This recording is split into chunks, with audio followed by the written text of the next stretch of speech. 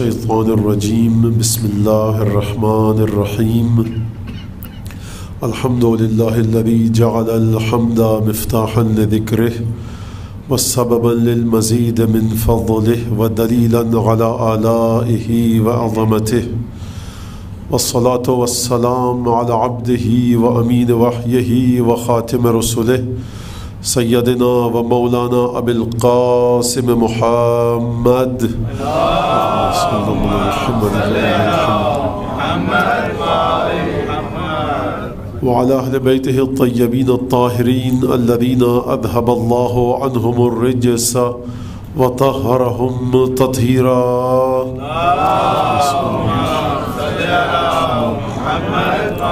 واللعن الدائم على أعدائهم أجمعين أما بعد فقد قال الله تبارك وتعالى في قرآنه المجيد وفرقانه الحميد وقوله الحق وهو أصدق القائلين أعوذ بالله من الشيطان الرجيم إنما يريد الله ليذهب عنكم الرجس أهل البيت ويطهركم تطهيرا صلوات بجي محمد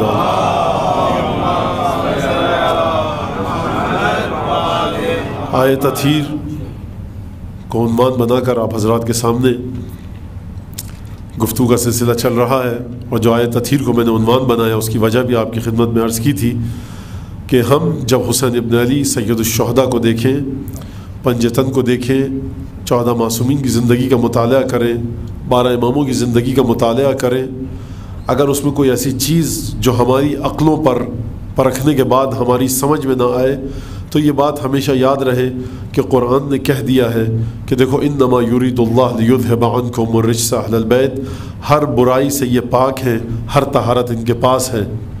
اور جیسا کہ میں نے اسی سلسلے میں آپ کے سامنے وہ واقعہ بھی عرض کیا تھا کہ جب امام حسن مجتبیٰ کو صلح ہوئی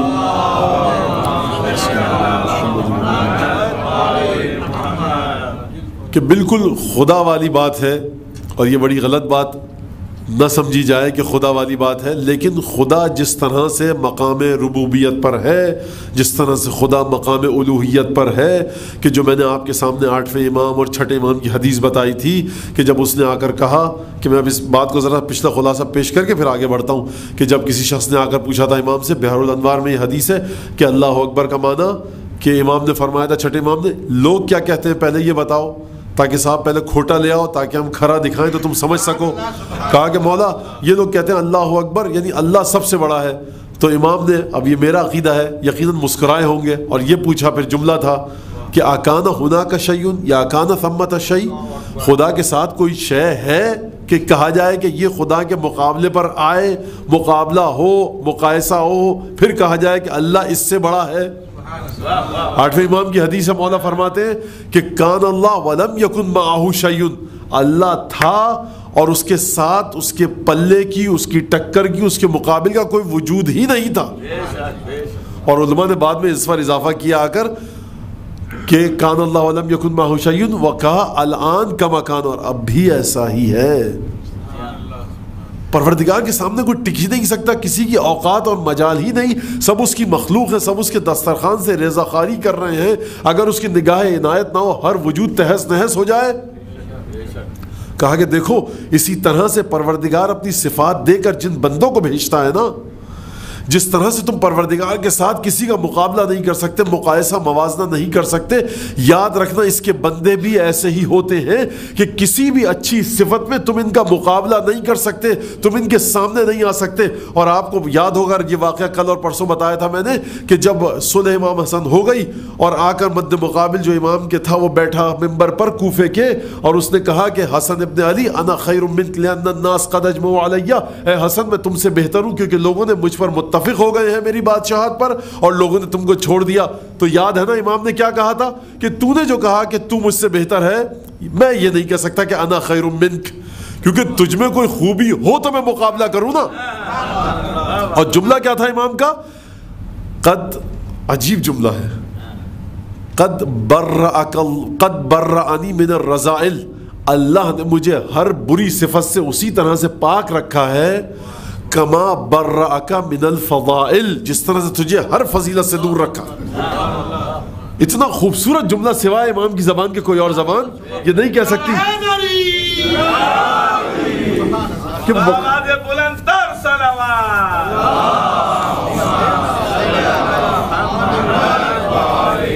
مقابلہ ہو تو کیسے ہو؟ کس بات کا مقابلہ، کس بات کا مقایسہ، کس بات کا موازنہ؟ لہٰذا اب اس بات کو اچھی طرح سے آپ ماشاءاللہ سے بہت توجہ کے ساتھ سماعت فرما رہے ہیں۔ دیکھیے ایک چیز ہے امام کا یہ مقام، امامت کا یہ مقام کہ امام انما یرید اللہ کی منزل پر ہے۔ آیا تطہیر بات ختم ہو گئی، اب اس کے آگے بات کیا کی جائے؟ کچھ بات نہیں ہو سکتی۔ لیکن مسئلہ یہ ہے کہ ہر شخص قرآن تھوڑی پڑھتا ہے، ہر شخص لا الہ الا اللہ محمد الرسول اللہ تھوڑی پڑھتا ہے، ہر شخص آپ کی طرح فرش اعضاء پر نہیں آتا۔ جو شخص فرش اعضاء سے دور ہے، جو شخص لا الہ الا اللہ محمد الرسول اللہ نہیں پڑھتا، وہ آئے تطہیر کو بھلا کیا جانے؟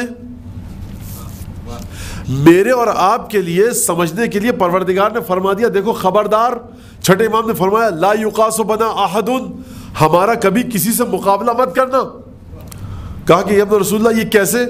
کہا کہ یہ بتاؤ سورہ حمد قرآن کے کس حصے میں ہے؟ کہا کہ ابن رسول اللہ کسی حصے میں نہیں ہے۔ کہا قرآن کا جز ہے یا نہیں ہے؟ کہا ہے۔ کہا قرآن کا کسی سورہ کا مقابلہ الحمد سے کیا جا سکتا ہے یا نہیں کیا جا سکتا؟ کہا کہ نہیں کیا جا سکتا۔ کہا کہ دیکھو ہم رہتے تو انسانوں کے درمیان ہیں، لیکن ہماری مثال سورہ حمد کی سی ہے، کوئی بھی نماز بغیر حمد کے پوری نہیں ہو سکتی۔ قرآن کی کسی سورت کا جز ہے نہیں، کسی سپارے کا جز ہے نہیں، لیکن قرآن میں موجود ہے فاتحۃ الکتاب، کتاب کو کھولا جائے گا اگر قرآن کو تو الحمد کے ذریعے سے کھولا جائے گا۔ ہماری مثال فاتحۃ الکتاب جیسی ہے، ہم رہتے تم لوگوں کے درمیان ہیں، لیکن یہ مت سمجھنا تمہاری طرح کے ہیں۔ اور مثال اتنی خوبصورت بیان کی مولا نے کہ ہماری جان قربان مولا کی اس مثال پر تو آیہ تطہیر کو بنیاد بنا کر امامت کو سمجھا جائے۔ لیکن وہی بات، اب اگر کوئی آیہ تطہیر کو نہ مانے، سورہ احزاب کو نہ مانے، کوئی قرآن کو نہ مانے، ہے نا بھائی، تو کیا اس کے لیے آئمہ نے، معصومین نے، امامت نے کوئی ایسا راستہ رکھا ہے، معصومین نے کوئی ایسا طریقہ رکھا ہے کہ دیکھو ٹھیک ہے تم ہمارے جد کی کتاب نہیں پڑھتے، تم ہمارے جد کا کلمہ نہیں پڑھتے، تم ہمیں نہیں مانتے اس راستے سے کہ جس طرح سے تم کو ہمیں ماننا چاہیے؟ بھائی آیہ تطہیر تو وہ پڑھے گا جس کے گھر میں قرآن ہو۔ اگر گیتا ہوگی، بھگوت گیتا ہوگی، گرنتھ صاحب ہوگی، انجیل ہوگی، وہ بیچارہ آپ کیسے سمجھے؟ لیکن صاحب حجت تو یہ ہے کہ جو زیارت امین اللہ میں پروردگار عالم کے اس زبان معصوم سے نکلا کہ کیا نکلا؟ فَقَبَضَكَ إِلَيْهِ بِاخْتِيَارِهِ وَأَلْزَمَكَ عَدَاكَ مِنَ الْحُجَّةِ مَعَ مَا لَكَ مِنَ الْحُجَجِ الْبَالِغَةِ عَلَى جَمِيعِ خَلْقِهِ۔ عجیب جملہ ہے۔ اچھا یہاں پر بات آ گئی تو اب یہ بہت ظلم اور ناانصافی ہوگی اگر میں زیارت امین اللہ پر گفتگو کر کے آگے نہ بڑھوں۔ لوگ جا رہے ہیں زیارت پر، ہو سکتا ہے کہ کوئی جا کر پڑھے اور مجھے بھی اس کا کچھ ثواب مل جائے اور کچھ گناہ میرے بھی کم ہو جائیں۔ دیکھیے ہم لوگ ہر چیز اپنی عقل سے سوچنے کی کوشش کرتے ہیں۔ اب بہت سے لوگ ہیں کہ بھائی شہزادہ علی اصغر کی نظر مان لیجئے، منت ان کے مصائب پڑھیے، اتنے دن علماء بتاتے ہیں تو مراد پوری ہو جائے گی، مشکلات دور ہو جائیں گی، باب الحوائج ہے۔ بھائی 6 مہینے کا بچہ تھا، کچھ سمجھ میں نہیں آ رہی، حضرت عباس کی نظر مانیے۔ دیکھیے ہم 6 مہینے 32 برس 18 برس کے چکر میں پھنسے ہوئے ہیں۔ تعلق کو نظر میں رکھیے، حسین ابن علی سے کس کا کتنا تعلق ہے۔ امام نے فرما دیا دیکھو کربلا کے شہداء میں علی اصغر ایک جدا حیثیت کے حامل، ابو الفضل عباس ایک جدا مقام، علی اکبر کا مقام الگ، اور یقیناً خورشید امامت، وجود متبرک و بابرکت حضرت سید الشہداء علیہ الصلوۃ والسلام، اس کی اپنی ایک الگ۔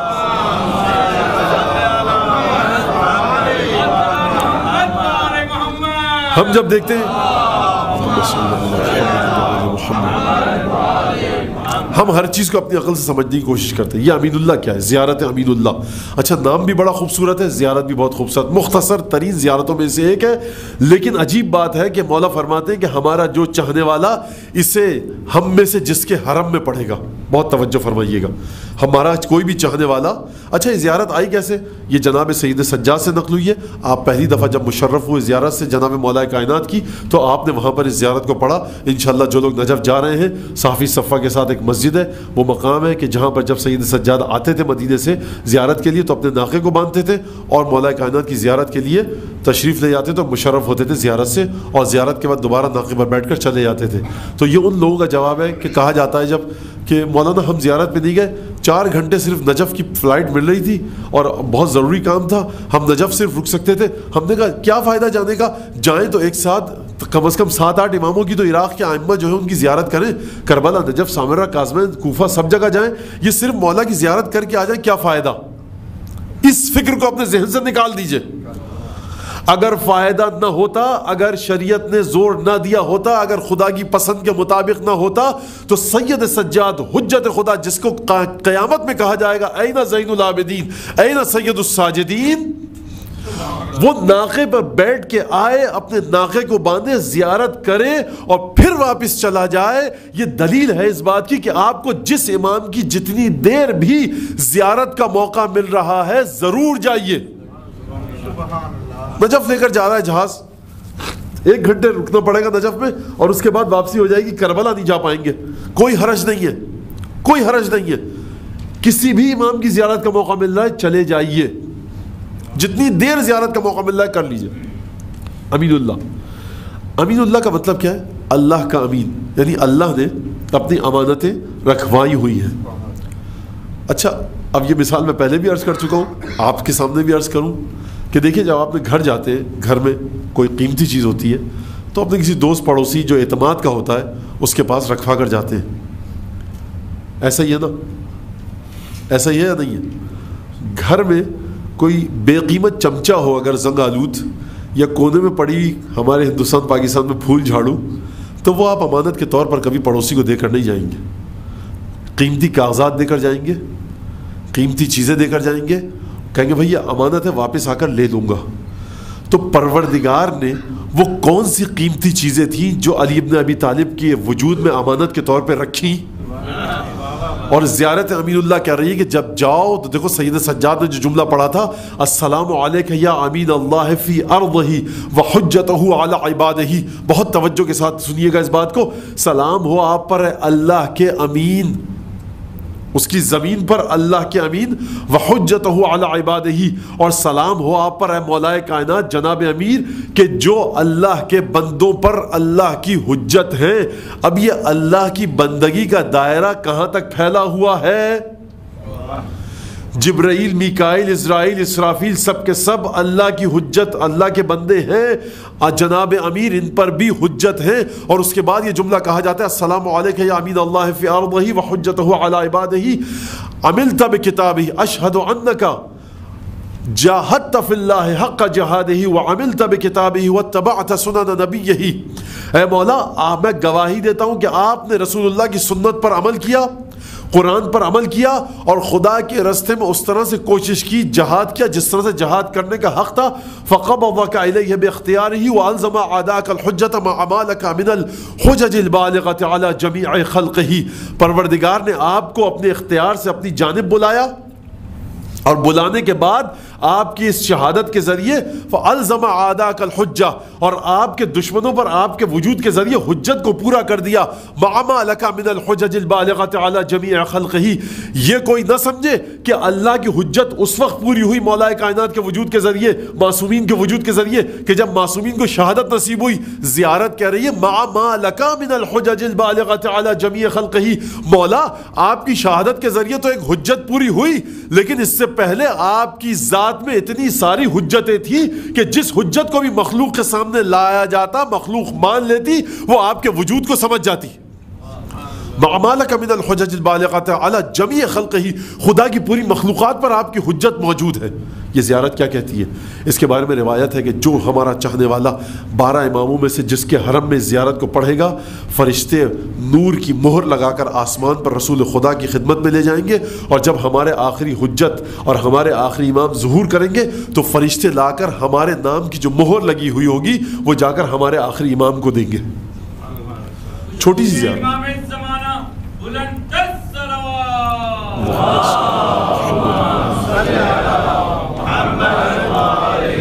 بہت چھوٹی سی زیارت ہے, بہت چھوٹی سی زیارت ہے. ہم زیارت پہ جا رہے ہیں, کیا کریں, کیا دعا مانگیں؟ صاحب مجھ سے کیا پوچھ رہے ہیں؟ نہ مجھ پر وحی آئی, نہ میں رسول خدا کے کام میں شریک.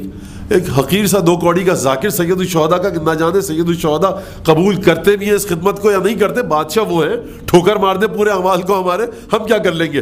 کسی نے کہا مولانا بڑی نا امیدی کی باتیں کرتے ہیں. میں کہا میں نا امیدی کی باتیں نہیں کرتا, میں اس عظمت کو سمجھانا چاہتا ہوں کہ ان کا اختیار کتنا عظیم ہے. کوئی حق نہیں ہے ہمارا, کوئی حق نہیں ہے. اگر حق ہے خدا پر تو پنجتن کا ہے, اگر حق خدا پر تو سیدہ کا ہے, اگر حق خدا پر رسول خدا کا ہے.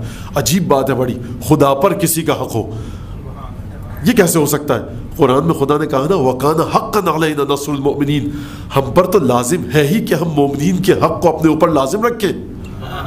ایمان جتنا بلند درجے پر ہوگا, خدا کہہ رہا ہے مومنین جس کو ہم مومن کہیں, ہم اور آپ کیسے مومن ہیں. ذرا مشکل آ گئی زندگی میں شاید ایمان ڈگمگا جائے, اور جتنا بھی ایمان مضبوط ہو, کیا ہم وہ مومن ہیں کہ جس کو خدا کہے تم میری پسند کے مطابق مومن ہو. اگر بن بھی جائیں, خدا ہمارے مومن ہونے کو پسند بھی کر لے, اگر ہمارے ایمان سے راضی ہو بھی جائے, تو قیامت میں خدا پلٹ کر ہم سے یہ پوچھ سکتا ہے یہ تو بتلاؤ کہ تم جس ایمان پر اپنے اتنا سینہ تان کر ہمارے سامنے آ رہے ہو, یہ کس کے صدقے میں تھا.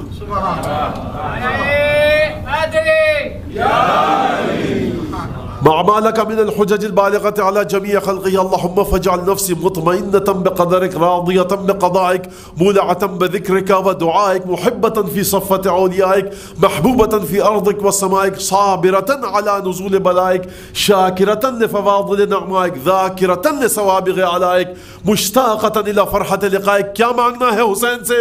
کربلا جا رہے ہیں, 40 کے لیے جا رہے ہیں, کیا مانگنا ہے؟ وہی مانگیے جو سید سجاد نے مانگا مولا کائنات کی قبر کے پاس کھڑے ہو کر. کیا مانگا؟ پہلا جملہ سنیے, اللہم فاجعل نفسی مطمئنۃ بقدرک. یہ وہ مرحلہ ہے کہ جو ہر ایک کو نہیں ملتا.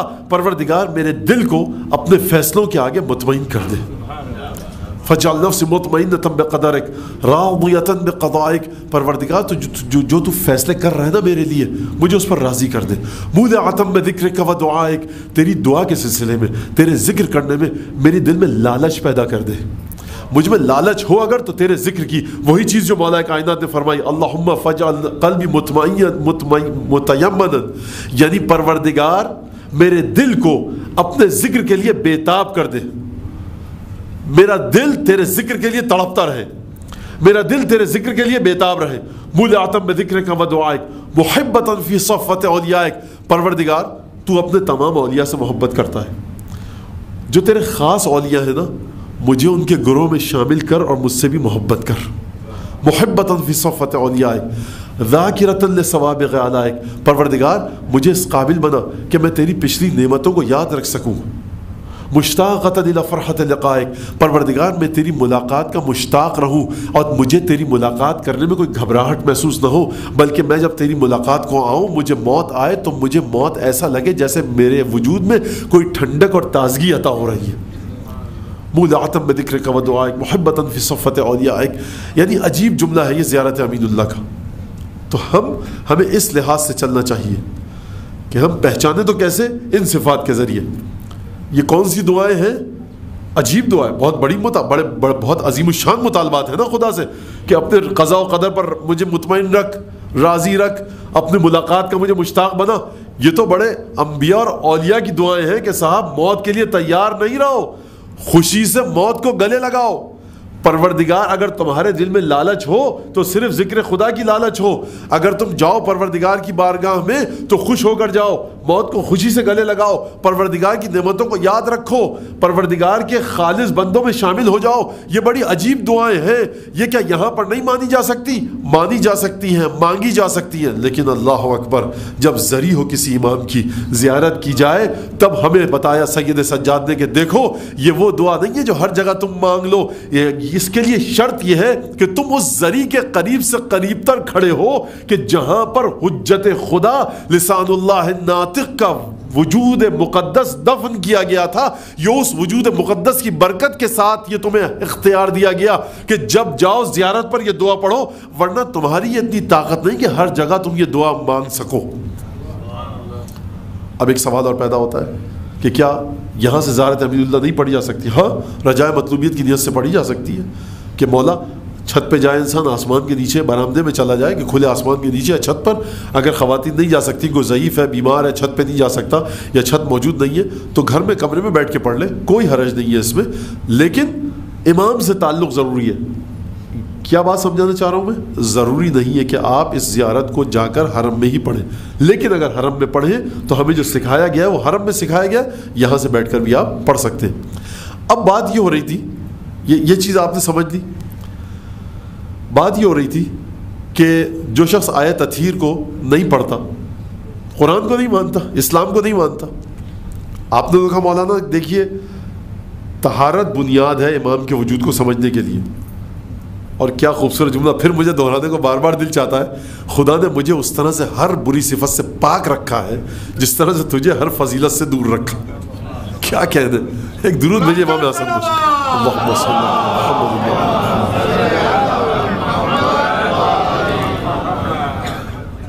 تو یہ کس طرح سے کردار ہے۔ اب جو آیت تطہیر کو نہیں مانتا، قرآن کو نہیں مانتا، بہت توجہ سے سنیے گا میں کیا عرض کرنا چاہ رہا ہوں کہ دیکھیے زیارت امین اللہ نے کیا کہا تھا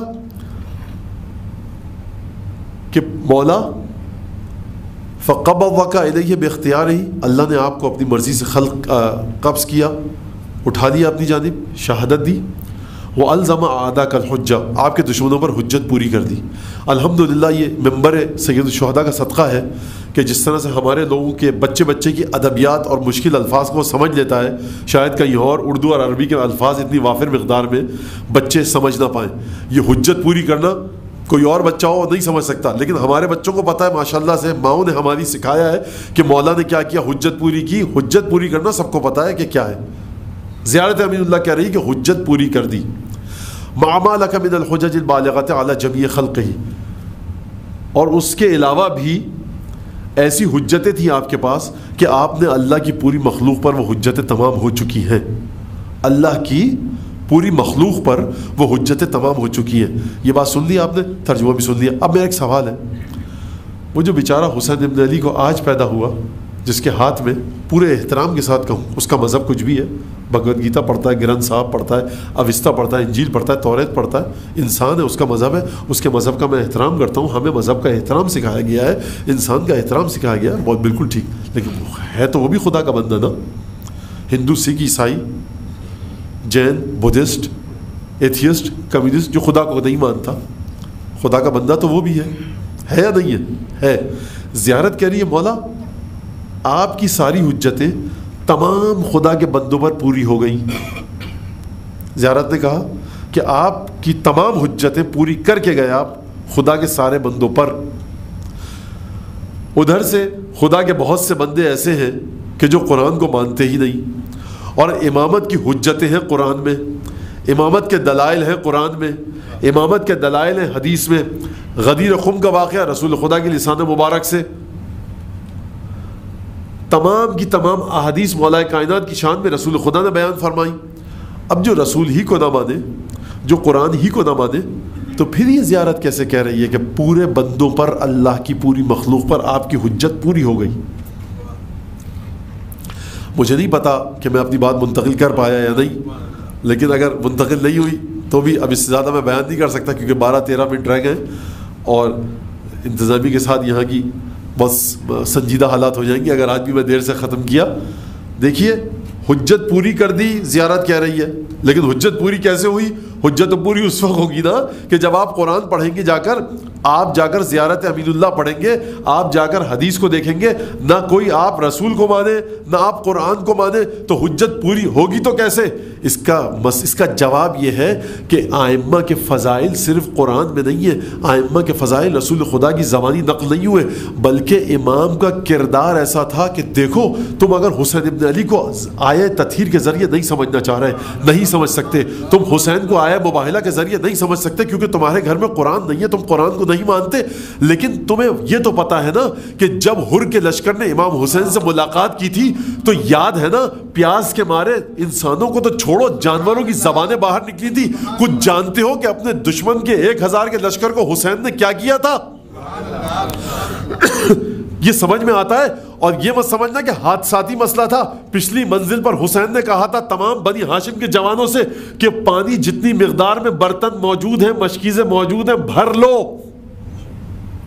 نگاہ غیبی امامت دیکھ رہی تھی کہ کوئی واقعہ ہوگا آنے والا.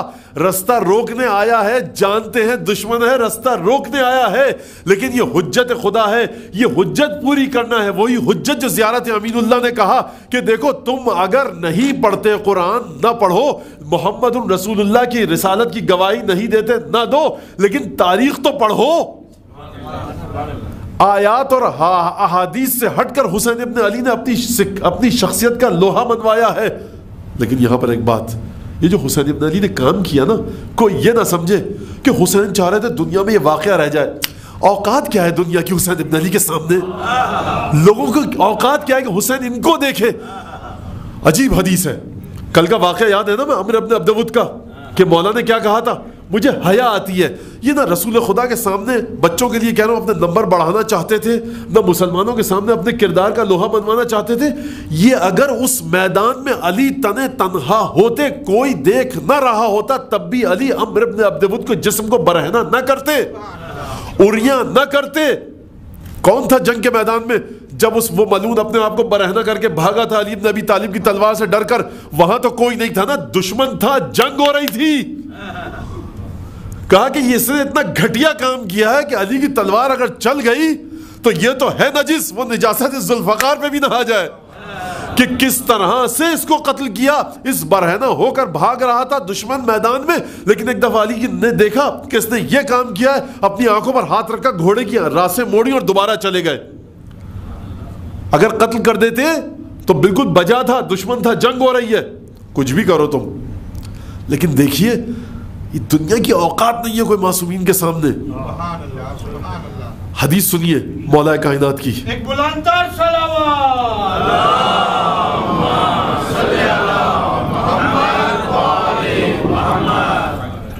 یہ کیوں کیا؟ یہ ائمہ نے کیوں کیا؟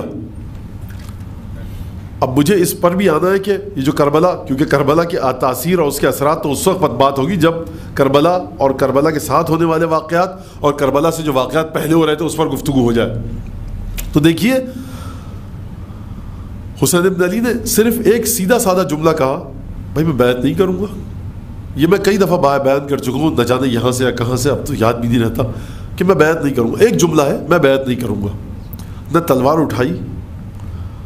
اور بڑی عجیب بات ہے کہ ہمارے شعراء بھی جو بہرحال شعراء لائق احترام ہیں اور ان کو مولا اپنی بارگاہ سے اجر دے، لیکن کبھی حسین کی تلوار انقلاب کی جھنکار اور یہ سب باتیں اس طرح کی جو ہے، حسین ابن علی نے کوئی یاد رکھیے گا وہ جو ہمارے اور آپ کے معنوں میں نا اپ رائزنگ موومنٹ، وہ کوئی خلق نہیں کی ہے حسین ابن علی نے.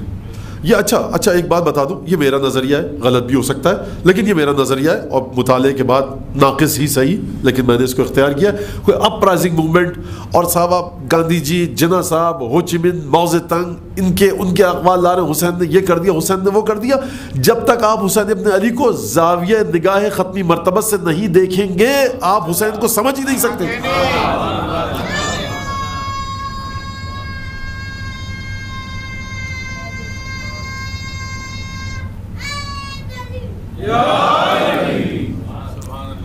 کہ مولا نے تلوار اٹھائی. کب تلوار اٹھائی مولا نے میرے بھائی، کب اٹھائی؟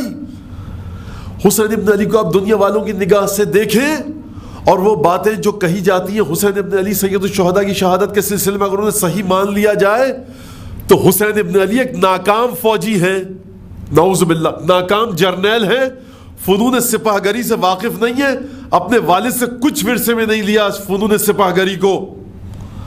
لشکر پہ لشکر آ رہے ہیں، لشکر پہ لشکر آ رہے ہیں، میں حملے میں پہل نہیں کروں گا، میں حملے میں پہل نہیں کروں گا، میں حملے میں پہل نہیں کروں گا. اس کا مطلب یہ کہ حسین جنگ کرنا چاہ ہی نہیں رہے. کس بات کی اپرائزنگ، کس بات کا اٹھنا، کس بات کی جد و جہد. میں بیعت نہیں کروں گا، کوفے والوں نے مجھے بلایا ہے، میں وہاں جا رہا ہوں، تم نے رستہ روکا، یہاں اتار دیا کربلا میں یہاں آ گیا. 2 محرم کو اترے، سر جھکا کر دشمن کے ہر فیصلے کے آگے سر تسلیم خم کیا ہے. بزدلی کی وجہ سے نہیں. اگر بزدل ہوتے نعوذ باللہ تو فوج یزید کا سپاہی کہتا ہے کہ شہادت سے پہلے جس حال میں نے حسین کو دیکھا، میں نے آج تک جنگوں میں شرکت کی ہے، میں نے ایسے آدمی کو کبھی نہیں دیکھا جس کا بھتیجا، بھانجا، بھائی، ایک نہیں کئی بھائی مارے جا چکے ہوں، بیٹے مارے جا چکے ہوں، اور اس کا چہرہ جوش و خروش کی وجہ سے تمتما رہا ہو. شکست کے آثار حسین ابن علی کے چہرے پر کہیں نہیں تھے. میں جنگ نہیں کروں گا، 9 محرم آ رہی ہے، آپ فرمانے میں جنگ نہیں کروں گا. جب گھڑ سوار آتے دکھائی دیے لشکر یزید سے، آپ نے کہا کہ بھائی عباس جاؤ، عجیب جملہ ہے، حسین تم پر فدا، جاؤ بھائی عباس جا کر پوچھو کیا مسئلہ ہے. کہا کہ حملہ کرنا چاہتے ہیں. آ کر بتلایا، کہا کہ 1 رات کی مہلت اور لے دو. تب بھی امام حسین نے تلوار نہیں اٹھائی. تو پھر یہ کہنا کہ صاحب امام حسین نے تلوار اٹھائی، امام حسین نے ایک مسلح جد و جہد کی، امام حسین نے ظلم کا خاتمہ کرنا چاہا. خاتمہ کرنا ایک انٹینشنلی چیز ہے، قصد چاہیے. آپ کوئی اقدام کرتے ہیں، آپ تو کوفے والوں نے بلایا تھا، کوفے کے لوگ تھے بلا رہے تھے، آپ گئے، رستہ نہیں دیا، کربلا آ گئے، تو حسین ابن علی کو سمجھیے جس طرح سے کربلا کا واقعہ ہوا ہے. ایڈیشنل چیز اپنی طرف سے کربلا کے واقعے میں مت ڈالیے، اضافی اس میں اضافہ مت کیجیے. حسین ابن علی نے کوئی اس لحاظ سے جس طرح سے ہمارے ذہنوں میں ہے قیام نہیں کیا ہے. یہ بات سن لیجیے آپ کہ حسین نے قیام کیا. چاہتے تھے کوفے کی حکومت لے لیں، چاہتے تھے یہ کر لیں وہ کر لیں. جو شخص مکے سے نکلتے ہوئے یہ کہہ رہا ہے کہ من کان باذلا فینا مہجتا وموطنا علی لقاء اللہ نفسہ فلیرحل معنا، کہ جو اللہ کے راستے میں اپنی جان نچھاور کرنے کی تیاری کر چکا ہے، ہمارے ساتھ ہماری رکاب میں ہماری حمایت میں اپنا خون بہانے کے لیے تیار ہو چکا ہے، وہ ہمارے ساتھ چلے. اور جو ہمارے ساتھ نہیں چلے گا اسے فتح نہیں ملے گی. یہ کس فتح کی بات کر رہے ہیں حسین ابن علی؟ خود ہی کہہ رہے ہیں کہ جو تیار ہو چکا ہے قتل ہونے کے لیے وہ چلے. اور کربلا کیا ہے؟ خود بڑا اچھا شعر ہے، خدا کے منکر حبل کے بندے، کدو رتے دل میں ذہن گندے، منافقت کی نقاب ڈالے صفوں میں اسلام کی سما کر، وجود سے زیادہ قد بڑھا کر جو کلمہ حق مٹانے نکلے حسین سر کو کٹانے نکلے. بڑا سیدھا سادہ سا فلسفہ ہے کربلا کا، بڑا سیدھا سادہ سا. اب یہاں پر بہت لمبی چوڑی باتیں مجھے نہیں کہنی، میں موضوع سے ہٹ نہ جاؤں کہیں. تو دیکھیے کربلا کو سمجھیے رسول خدا کی نگاہ سے. اب یہ جو واقعات ہیں آئمہ کی زندگی میں، مسلسل اس بات کے اوپر زور دے رہا ہوں میں کہ اگر آیت تطہیر کوئی نہ پڑھے تو اب وہ کیسے حسین کو دیکھے، جا کر دیکھے کربلا کی تاریخ کو، 10 دن کی تاریخ کو. یہ جو 2 محرم سے 11 محرم تک، اگر آپ سے پوچھا، ابھی یہ موضوع تھا اس وجہ سے میں وہاں پر بات کی، آپ کے سامنے بھی کہہ دوں کہ صاحب اسلامی معاشرہ مدینہ فاضلہ آئیڈیل اسلامک سوسائٹی کہاں ہے؟ کہیں نہیں ہے. کہاں ہے؟ رسول خدا کے زمانے میں. حضور قرآن پڑھ لیجئے جا کر ذرا، پھر کہیے گا خدا کے لیے. سورہ جمعہ ہے، وہ کہہ رہی ہے وَإِذَا رَأَوْا تِجَارَةً أَوْ لَهْوًا انفضوا إِلَيْهَا وَتَرَكُوكَ قَائِمًا قُلْ مَا عِندَ اللَّهِ خَيْرٌ مِنَ اللَّهْوِ وَمِنَ التِّجَارَةِ. حبیب تم خطبہ دے رہے ہوتے ہو مسجد میں، یہ کھیل تماشے کی آواز سنتے مسجد کو چھوڑ کر چلے جاتے. یہ آئیڈیل معاشرہ ہے آپ کا. جو نماز میں رسول کے پیچھے ٹک نہ سکے وہ جنگ میں کیا ٹکے گا؟ میرا سوال ہے، ایک قرآن کی آیت کے حوالے، یہ قرآن کی آیت ہے بھائی، اس میں میں تھا، آپ تھے، اللہ جانے، خدا نے نام نہیں بتایا، مجھے کیا پتا. لیکن جب قرآن یہ کہہ رہا ہے قل ما عند اللہ ہے، قرآن ان کو وہ قانون بتا رہا ہے. یہ جو ہمارے یہاں بچے نوجوان بیٹھے ہیں یہ اس قانون پر عمل کرتے ہیں. اگر باہر کھیل تماشے کی آواز آئے گی نا، کہیں گے مولانا مجلس پڑھ رہے ہیں، مولا کا ذکر کر رہے ہیں، میں اٹھ کر نہیں جاؤں گا، مجلس کے بعد جاؤں گا، مصائب کے بعد جاؤں گا، ماتم کے بعد جاؤں گا. اتنا سیدھا قل ما عند اللہ. حبیب ان سے کہہ دو کہ جو اللہ کے پاس ہے وہ تجارت کھیل تماشے سے بہتر اور افضل ہے. جس کو یہ قانون نہ پتا ہو کہ جو اللہ کے پاس ہے وہ کھیل تماشے سے بہتر ہے، اور وہ کھیل تماشا جو رسول مسجد میں کھڑے ہو کر خطبہ دے رہے ہیں، قل ما ترکوکا قائما، تجھے اکیلا چھوڑ کر چلے گئے. جس معاشرے میں ایسے لوگ ہوں تو وہ کیا مدینہ فاضلہ ہو سکتا ہے؟ رسول کی بات نہیں کیجیے، وہ تو رسول خدا ہیں. جس مقام پر پروردگار یہ فرمائے حبیب وما اکثرهم ولو حرصت بمؤمنین، یہ جو تمہارے ساتھ اکثر لوگ ہیں نا یہ ایمان نہیں لائیں گے چاہے تمہارے دل میں جتنی بھی لالچ ہو. سورہ منافقون اتری نازل ہوئی، وہ واقعات آپ کے سامنے ہیں، سارے آیات آپ کے سامنے. تو جس معاشرے میں اتنے زیادہ کثیر تعداد میں ایسے لوگ ہوں کہ جنہیں اسلام کے ابتدائی ادب اور احترام، رسومات، اعتقادات پتہ نہ ہو، اس معاشرے کے رہنے والے کو کیسے کہا جا سکتا ہے کہ یہ اسلامی معاشرہ تھا؟ اسلامی معاشرہ واحد صرف اور صرف وہ معاشرہ کہ جو اسلامی معاشرہ تھا، جہاں پہ اسلامی اقدار تھی، وہ 2 محرم کو بنا کربلا کے میدان میں. اور اس نے معراج پائی شب عاشور، اور 11 محرم کو یہ اسلامک ماڈل رول سٹی یہ ختم ہو گیا۔ نہ اس سے پہلے ایسا شہر بنا، نہ اس کے بعد بنے گا۔ اگر ہوگا تو ہمارے آخری حجت جب آئے گی، ہمارے آخری سرکار ان کے قدموں کے صدقے میں بنے گا۔ یاد رکھیے، اس معاشرے کو، اس انسان کو آپ کیا کہیں گے کہ جو یہ کہے کہ دیکھو چراغ کی لو بجھا رہا ہوں، چلے جاؤ۔ آخری وقت تک یہ خطبہ دے کہ دیکھو میرے خون سے ہاتھ مت رنگنا، میرے خون سے ہاتھ رنگ لیے پھر نجات کا کوئی رستہ نہیں ہے۔ تو یہ جو اچھے افعال ہیں، حجت کیسے قائم کی پروردگار نے، معصومین کی شخصیت کو کیسے بتلایا۔ اس شخص کے لیے جو قرآن کو نہیں مانتا، جو سنت رسول کو نہیں مانتا، اس کے کردار ایسے کہ جا کر پڑھو نا علی بن ابی طالب کا واقعہ، مرحب کے ساتھ کیا کیا، انتر کے ساتھ کیا کیا، عمرو بن عبدود کے ساتھ کیا کیا۔ جو اپنے مقتول کی لاش کو اوریاں نہ کرے تو اس کے شعور کا مرحلہ کتنا بلند ہوگا۔ یہیں پر مولا کائنات کی وہ حدیث آتی ہے سامنے، مولا فرماتے ہیں ان الکریم یرا مکارم افعالہ دین علیہ یقضیہ وان اللئیم یرا سوالف احسانہ دین لہ یقتضیہ۔ عجیب جملے ہیں مولا کائنات کے، بخدا فرماتے ہیں اگر تمہیں دیکھنا ہے نا کریم اور لئیم شخص، ذلیل اور پست انسان، اور کریم اور عالی مرتبہ، بلند مرتبہ، معزز انسان، تو دیکھو کریم جو ہوتا ہے نا، جو بلند مرتبہ ہوتا ہے، وہ جو نیک عمل کرتا ہے نا، وہ یہ سوچ کر کرتا ہے کہ یہ اس پر قرضہ ہے، جتنی جلد سے جلد اتارو بہتر ہے۔ وہ لوگوں سے کسی جواب کی توقع نہیں رکھتا۔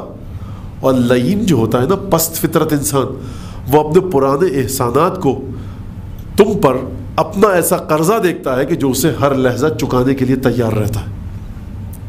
تو یہ جو معصومین نے فعل انجام دیے نا، کوئی یہ مت سمجھے کہ مولا کائنات سکھانا چاہتے ہیں، سمجھانا چاہتے ہیں۔ یاد رکھیے، سکھانے میں تصنع ہے، بناوٹ ہے، سیکھنے والے کی ذات کو سامنے رکھنا ہے۔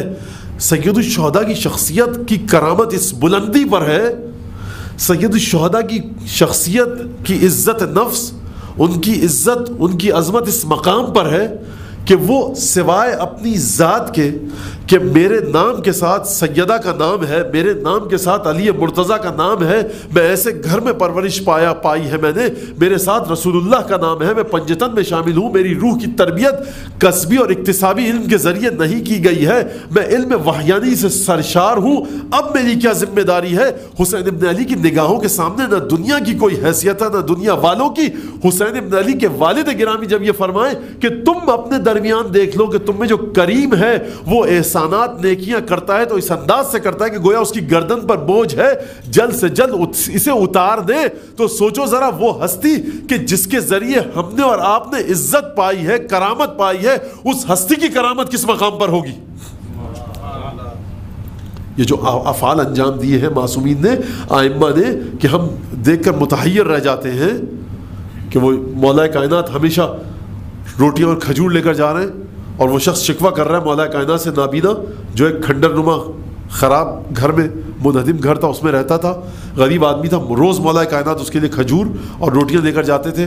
اس نے شکایت کر رہا ہے، نابینا تھا، کہا کہ یہ کھا لو بھائی، کہا کہ ہاں تم بہت اچھے آدمی ہو، ہمیشہ مجھے روٹیاں اور کھجور لا کر دیتے ہو، اور خدا سمجھے علی کو کہ خلیفہ ہے لیکن میرا خیال نہیں رکھتا۔ تاریخ میں عجیب واقعہ ہے، مولا کائنات نے، آپ جانتے ہیں کیا کہا دعا کرو علی کے لیے کہ خدا اس کی غلطیوں کو معاف کر دے۔ کس سطح پر رکھ رہے ہیں اپنے آپ کو؟ کہاں ہے ایسا آدمی؟ کہاں ہے؟ کون سا معاشرہ؟ کوئی معاشرہ نہیں۔ مسلمانوں کی داستان سوائے ظلم، بربریت، لوٹ مار کے اور کچھ نہیں ہے۔ مغل بادشاہ صاحب 7-8 بھائیوں کو قتل کر دیا، باپ کو قتل کر دیا۔ میں گیا تھا تو گائیڈ بتا رہا تھا کہ اورنگزیب علیہ الرحمہ کتنے بھائیوں کو قتل کیا؟ 7 بھائیوں کو قتل کیا، باپ کو جیل میں ڈال دیا، وہ علیہ الرحمہ ہے۔ صاحب میری سمجھ میں نہیں آتا، قرآن لکھ لکھ کر روزی کماتے تھے، قرآن میں وہ آیت وبالوالدین احسانا، کون سا اسلامی معاشرہ؟ یہ لا الہ الا اللہ محمد رسول اللہ پڑھنے سے معاشرہ اسلامی نہیں ہوتا۔ معاشرے کا سربراہ جب تک کریم نہ ہو کہ جس میں یہ صفت ہو کہ نیک عمل کرے تو اس انداز سے کرے کہ اپنے اوپر ایک قرضہ دیکھے جو مجھے چکانا ہے۔ صاحب بہت بڑے فاتح بن گئے، نادر شاہ ایران سے گئے، ہندوستان کو لوٹ مار کر کے چلے گئے، تباہ و برباد کر کے، صاحب بہت بڑے فاتح ہیں مسلمانوں کے. یہ ہے مسلمانوں کی داستان. کون سا معاشرہ؟ کوئی اسلامی معاشرہ کہیں نہیں ہے. اور یہ مسلمان ذلیل ہوں گے اور ذلیل ہوتے رہیں گے جو معاشرہ رسول زادیوں کو شہر سے شہر گھمائے. جناب زینب جب گئی، دیکھیے سمجھیے، ایک دفعہ ہم جناب زینب کو دیکھتے ہیں کہ جو حدیثیں آئی ہیں بی بی کی فضیلت میں، وہ ان کے لیے جو مانتے ہیں، میں اور آپ احادیث کو مانتے ہیں، لیکن اگر کوئی حدیثوں کو نہ مانے تو وہ کیسے سمجھے؟ اس کے سمجھنے کے واقعہ بہت ہے کہ جب دربار میں گئی شہزادی، خطبہ پڑھنا شروع کیا، جناب مولا کائنات کا نابینا صحابی تھا، ایک دفعہ گھبرا کے کھڑا ہو گیا، کہا یہ علی کے لہجے میں خطبہ کون پڑھ رہا ہے؟ جملہ خطبہ شروع کس طرح سے کیا؟ عجیب انداز سے، وصلی اللہ علی محمد وآلہ اجمعین، درود خدا کا درود و سلام و محمد اور اس کی آل پر. اور پھر قرآن کی آیت پڑھی، ثم کان عاقبۃ الذین اساءوا سوءا کذبوا بآیات اللہ وکانوا بها یستہزئون. اے یزید یاد رکھ کہ تیرے سامنے آیت پڑھ رہی ہوں کہ وہ لوگ جو برائیاں کرتے ہیں، ایک کے بعد ایک برے عمل انجام دیتے ہیں، گناہ پر گناہ کرتے ہیں، ان کا نتیجہ یہ ہوتا ہے کہ وہ خدا کی آیتوں کو جھٹلا دیتے ہیں، اور ان کی عادت ہی یہ ہے کہ یہ خدا کی آیتوں کو جھٹلائیں. اور اس کے بعد عجیب جملہ فرمایا شہزادی نے، یا یزید اظننت حیث اخذت بنا اقطار السماء آفاق السماء واقطار الارض ان بك علیہ حوانا وان بك علیہ کرامتا. یا یزید اظننت، یزید کیا تو یہ سمجھ رہا ہے کہ تو نے ہم کو جو شہر با شہر گھمایا، گلی کوچوں میں رسول کی بیٹیوں کو گھمایا، تو یہ سمجھتا ہے کہ ہم ذلیل ہو گئے اور تو نے عزت پالی؟ فشمخت بعنفك ونظرت بعطفك جزلانا مسرورا حيث رأيت الدنيا لك مستوسقا والامور متسقا. یزید تو نے دیکھا کہ تو یہ سمجھتا ہے کہ تیری ناک بڑی اونچی ہو گئی ہے، تو بڑا عزت والا بن گیا ہے، تو نے غرور کے ساتھ دائیں بائیں دیکھا اور دیکھا تو نے کہ دنیا تیرے لیے تیار ہے، تو سمجھتا ہے تو نے آل رسول کو ذلیل کر دیا. اور خطبے کے آخری جملے کہا کہ یزید ناصب جہدک وسع سعیک فلا تمحو ذکرنا ولا تمیت وحینا. اے یزید یاد رکھ، جو کوششیں کرنی ہے کر ڈال. یہ کون سی بی بی کہہ رہی ہے؟ یہ کون سی شہزادی کہہ رہی ہے جس کے بھائی کا سر تشت میں رکھا ہوا ہے؟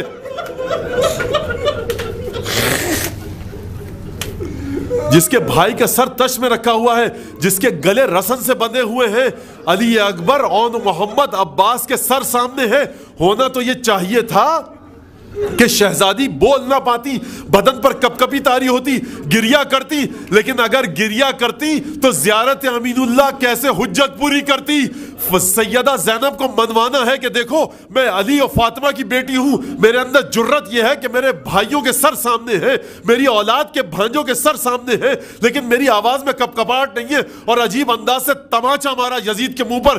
یزید تو یہ سمجھتا ہے کہ تو نے دیکھا امن العدل یبن الطلقاء تقدیرک اماک و حرائرک، اے ہمارے آزاد کردہ غلاموں کی اولاد، میرے نانا نے تیرے باپ دادا کو آزاد کیا تھا فتح مکہ میں. امن العدل یبن الطلقاء تقدیرک حرائرک و اماک و بدعت رسول اللہ سبایا.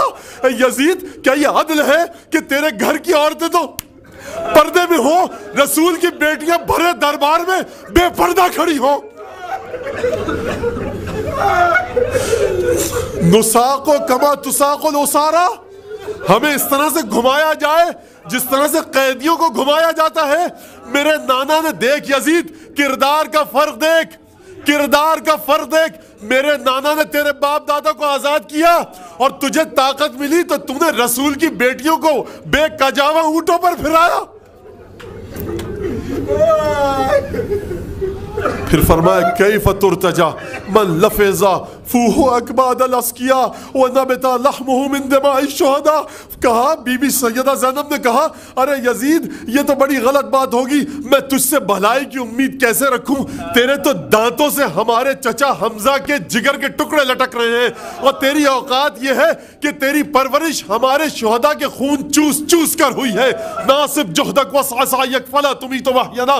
یہ سیدہ زینب کہہ رہی ہے، اتنے اتنے بھرے دربار میں وہ بیوی جو نہتی ہے، جس کا گلا اور بازو رسن سے بنے ہیں، بھتیجا طوق جامعہ میں گرفتار ہے، کوئی حامی نہیں، کوئی مرد نہیں، لیکن یزید کے منہ پر تماچا مارا، وَإِنِّي لَأَسْتَسْخِرُ تَقْرِيَكُ وَأَسْتَعْظِمُ عجیب جملہ ہے بی بی کا، یزید میں تجھے ذلیل جو کر رہی ہوں نا یہاں پر، تیری شخصیت کو جو بے نقاب کر رہی ہوں، تو اس قابل نہیں کہ میں تجھ سے گفتگو کر سکوں۔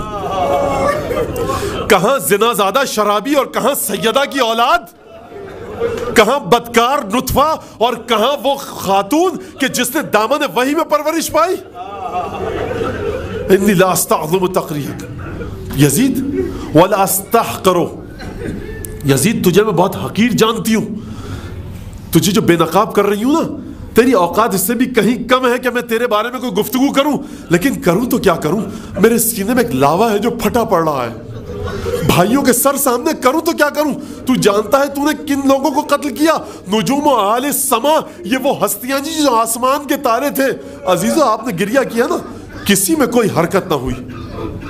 عبید اللہ ابن زیاد کے دربار میں جب بی بی گئی تھی، عبداللہ ابن عفیف مزحجی ایک صحابی موجود، دونوں آنکھیں نابینا، جب شہزادی نے خطبہ پڑھا عبید اللہ ابن زیاد کے دربار میں، تو کہا یہ کون ہے، یہ علی بن ابی طالب کے لہجے میں خطبہ پڑھ کون رہا ہے؟ یہ صحابی جانتا تھا کہ علی کے لہجے میں خطبہ کوئی نہیں پڑھ سکتا، یہ کون پڑھ رہا ہے؟ کہا یہ زینب ہے۔ کہا زینب ابن زیاد کے دربار میں کیا کر رہی ہے؟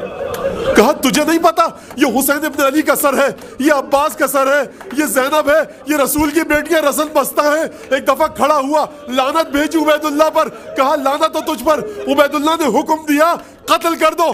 جیسے ہی عبید اللہ نے قتل کا حکم دیا، 300 تلواریں، قبیلہ مزحج کے 300 شمشیر زن وہاں کھڑے تھے۔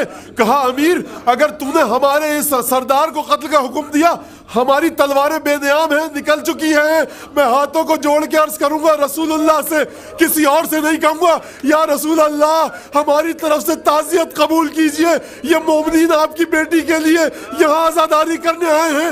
یہ آنسو اس قابل بنے کہ رسول اللہ کے دل کا مرہم بن سکے، حضرت حجت سیدہ کے دل کا مرہم بن سکے۔ میں کہوں گا یا رسول اللہ ہماری تعزیت قبول فرمائیے، آپ کے ایک ادنا سے صحابی کے لیے 300 تلواریں ہیں، لیکن آپ کی بیٹی کے لیے کوئی مدد کرنے۔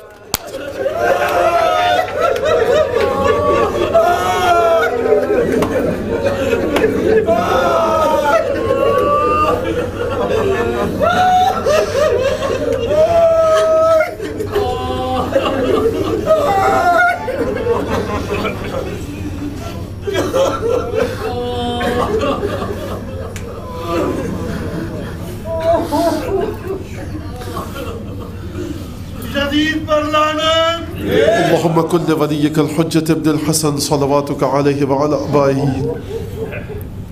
في هذه الساعة وفي كل ساعة وليا وحافظا وقائدا وناصرا ودليلا معينا حتى تسكنه أرضك طوعا وتمتعه فيها طويلا. اللهم بحق محمد وآل محمد صل على محمد وآل محمد وعجل فرجهم وأهلك عدوهم من الجن والإنس من الأولين والآخرين واكفنا ما همنا وارزقنا العافية ووسع رزقنا وطول عمرنا مع الصحة والسلامة في الجسم والروح. ربنا تقبل منا إنك أنت السميع العليم وتب علينا إنك أنت التواب الرحيم. بجاہ محمد وآلہ الطیبین، پالنے والے جو مومنہ جہاں جہاں بھی ہیں، جو زیارت پر جا رہے ہیں مخصوصاً، پروردگار سالماً غانماً ان کو ان کے وطنوں کی جانب لوٹا، پروردگار ان کے اہل ویال کی ان کی غیر موجودگی میں حفاظت فرما، جو مومن مومنات جہاں جہاں بھی ہیں، مخصوصاً جو مومن مومنات یہاں موجود ہیں جنہوں نے اس فرش اعضاء کو بچھایا، جس انداز سے بھی یہاں پر نوحہ پڑھتے ہیں، عزاداری کرتے ہیں، سوز سلام مرثیہ کسی بھی حوالے سے خدمت کر رہے ہیں، پروردگار جناب سیدہ کی بارگاہ سے اجر جزیل عنایت فرما، پروردگار اس عزاداری کو اس قابل بنا کہ جناب سیدہ کونین اور جناب امام زمانہ کے دل کی تسلی اور تعزیت کا باعث ہو، پروردگار ان آنسوؤں سسکیوں کے نتیجے میں ہمارے آخری مولا امام زمانہ کے ہونٹوں پر کبھی ختم نہ ہونے والی مسکراہٹ کو قرار دے، پروردگار ہم کو صحت و سلامتی کے ساتھ طویل عمر عطا فرما جس میں تیرے دین پہ چل کے تیرے دین کی خدمت کر سکیں، پروردگار اگر یہاں ان مومنین مومنات میں کوئی تنگ دست ہے، نادار ہے، قرضدار ہے، پریشان حال ہے، بے اولاد ہے، بے روزگار ہے، کسی مشکل میں گرفتار ہے، پروردگار اس کی ان مشکلات کو دور فرما۔ آپ حضرات سے دعا ہے کہ کچھ مومنین مومنات نے اپنی دعائے صحت کی درخواست کی ہے، پروردگار ان کو بحق امام ہفتم امام موسیٰ کاظم علیہ السلام شفا کامل عاجل عنایت فرما۔ یہاں پر اگر کوئی مومن مومنہ بیمار ہے، مریض ہے، پروردگار اس کو جلد از جلد شفا کامل عاجل عنایت فرما، ہم کو امام کے انصار اعوان میں شامل فرما، ان کے ظہور میں تعجیل فرما۔ ایک دفعہ فاتحہ، ایک دفعہ سورہ فاتحہ، ایک دفعہ قل هو اللہ پڑھ کے موسیٰ یوسف عبداللطیف رباب موسیٰ حسن مولانا ہاشم رضا جعفری اور اپنے مرحومین و مرحومات کو بخش دیجیے. بسم اللہ الرحمن الرحیم الحمد للہ رب العالمین مالک یوم الدین ایاک نعبد و ایاک نستعین اهدنا الصراط المستقیم